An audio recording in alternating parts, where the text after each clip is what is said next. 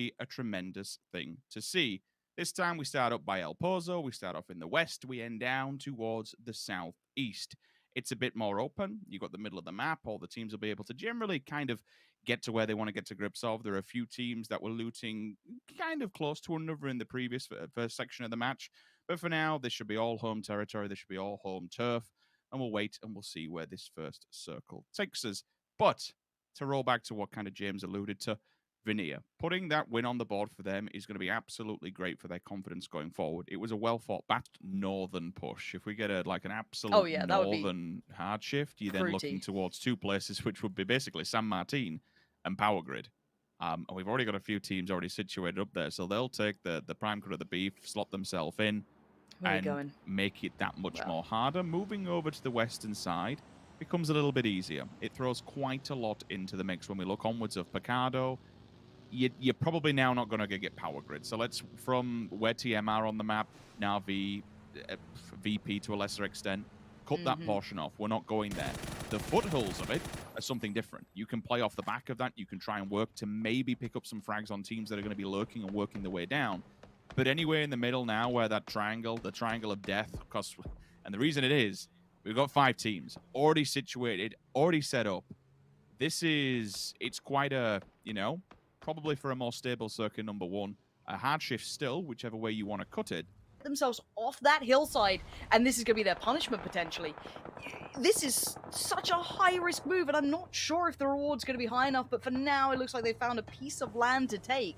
They sent it from, as I said, south of Power Grid, but north side of the current circle, through past Liquid, TM, FaZe, Mark, and that's without the teams on the periphery of that being able to see. So they will lose Qwizzy for this, but I guess they've gained, hopefully for them, a long-term position. Qwizzy's... I'd say that's worth the trade, personally. There's nowhere else really to go. Everywhere else has got a strong compound, but generally, unless anyone oversteps the boundaries and starts to extend on them, you would have to overextend in order to get some sort of vision towards that dip. And you come out the building on the side of QM, you're open to gunfire from FaZe. There's a lot of catalyst and a lot of domino effect. 2-2, you spoke about it. Probably outskirts more than anywhere. I mean, it just likes to keep track, doesn't it? They like information. Yep. Information is paramount within these games, and there's no one better at it that can just sit there and soak it all up like a sponge. So I respect it. Do have to be careful. Fighting in Picado can be messy, as we all know, and sometimes love and sometimes hate. It's one of those relationships, but either way, you do have a team down there, so you have to watch your face as you walk into it. Next circle will be coming in. This will be an interesting one. It's going to keep players on the toes. If it goes towards the center, everyone for their outskirts, it's completely screwed. This just gets absolutely deadly for them. I do worry about people towards the north. It can still stay towards the north because it's only circle 3, but it does pull towards the road. Which side do you want to set up shop now? With Chumacera still in, just towards the southwest, expect teams to pull away from that ever so slightly. They should either center up or move closer to Picado. Pick your poison, pick where you want to go, because the next circle will be the telling story. The next circle will dictate who survives and who dies towards late game.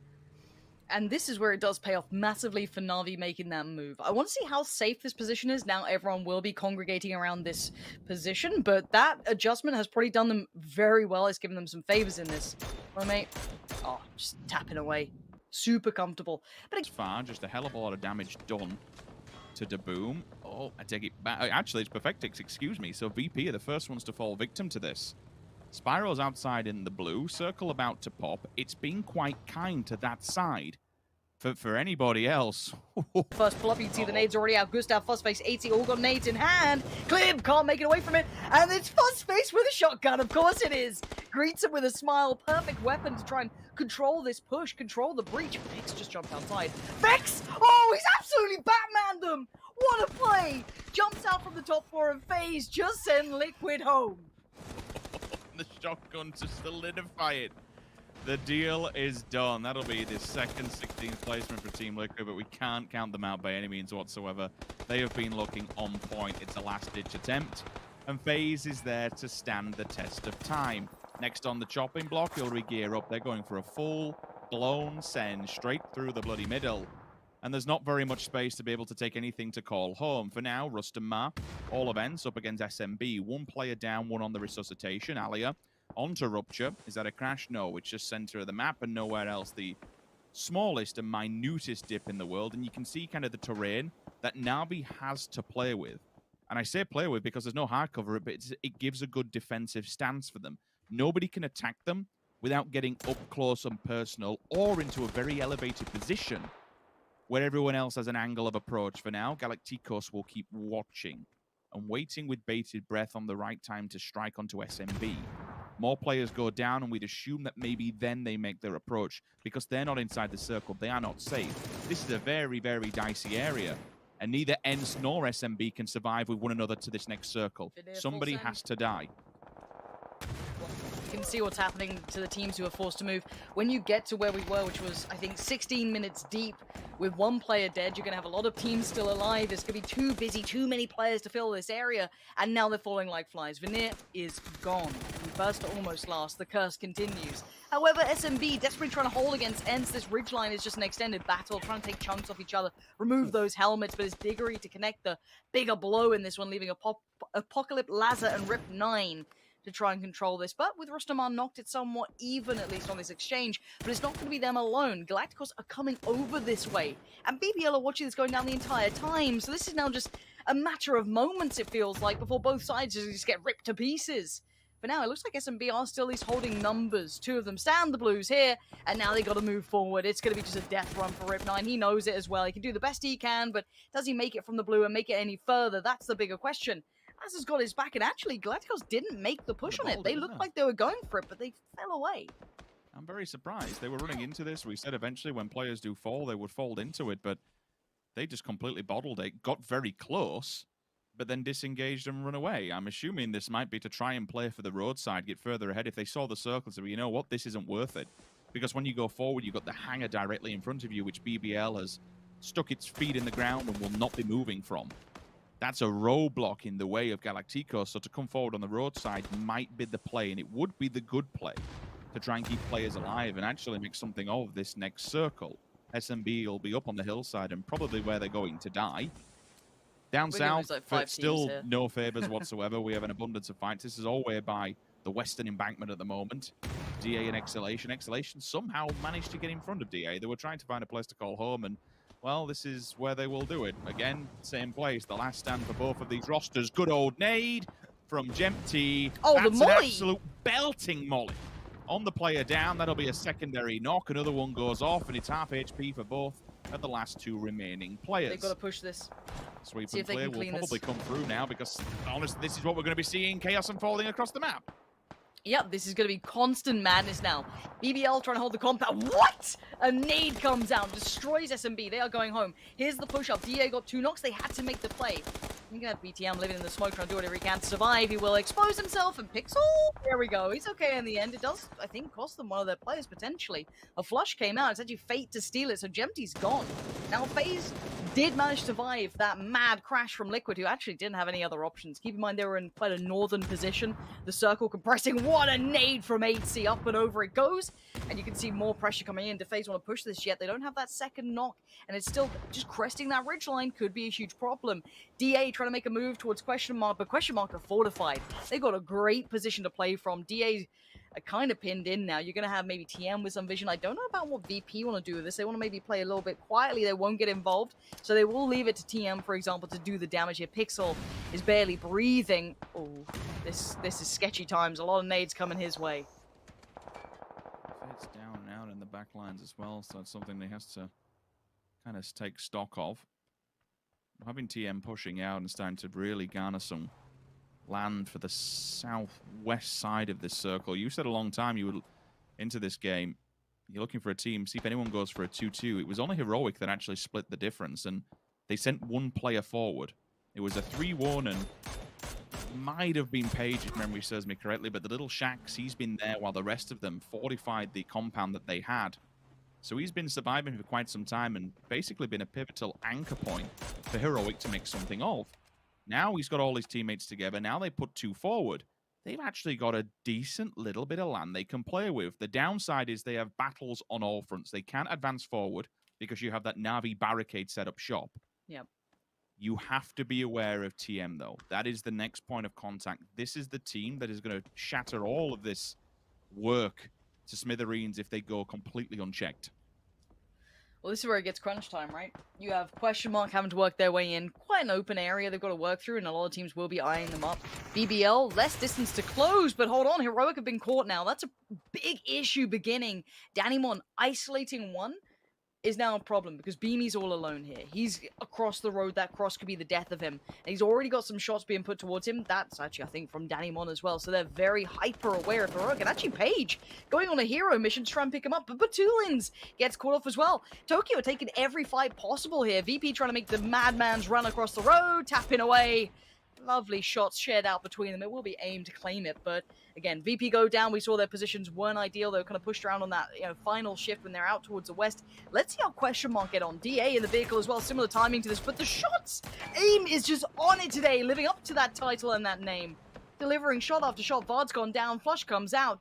Tokyo are in a wonderful spot now, kind of taking that southern dominance away from Heroic. Do this cycling. Which suggests the nade's on way, and it's absolutely picture perfect. Lands on his chest, and they're down in 10th. And now all of a sudden Tokyo will keep focusing towards the backside of what's left over from earlier. Seeing that one player go down, it's a bit devastating for Heroic. We called it. We said it's going to be TM who will be the next big problem, the next stepping stone they have to go by. Losing one player out on a whim is going to be devastating to fortify this, to make something happen. Well, it will turn at least still into a 3 versus 4, and it continues as do so as players are back on the feet, alive and kicking. For FaZe, it comes down to utility. How many more grenades do you have? Fuzzface, there's one in hand. Does it find its target? It's struck in the middle. It's done a fair amount of damage and pushed them out, but there's no knocks just yet. The problem is Question. Have a player off to the side. If Fate decides it's time to go, and actually these are preemptive smokes coming out from FaZe to block this angle of approach, then I'm a big fan of that. Either way, it's drawn their attention. Now, Fate's position will be noted, but there's so much going on for FaZe. Like, I don't really know how they deal with this. Schofield cycling nades, they're fighting 2 different battles simultaneously.